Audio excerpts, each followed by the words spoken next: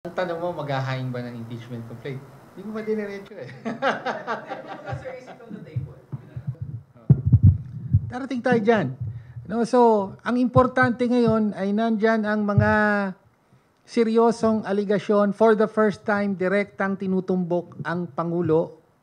No? So, as I said, premature na absuelto na ang Pangulo. Parang gano'n na ang nangyayari.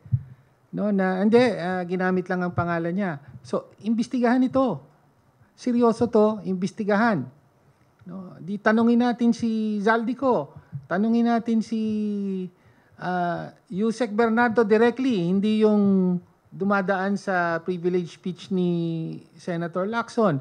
Tapos, nandyan sina Executive Secretary Bersamin, Pangandaman, Olayvar, and the like. Andyan naman sila lahat.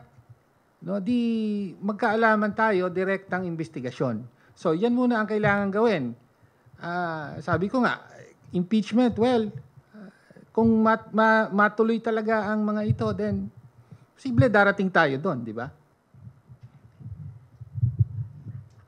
I think what we can expect from the people are bigger and wider protests, no, calling for full accountability from Malacanang and all officials involved.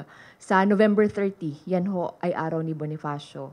Kami ay kaisa, no, sa lahat ng mga magpapakilos para manawagan ng pananagutan, ng hustisya, ng lahat ng sangkot dapat managot.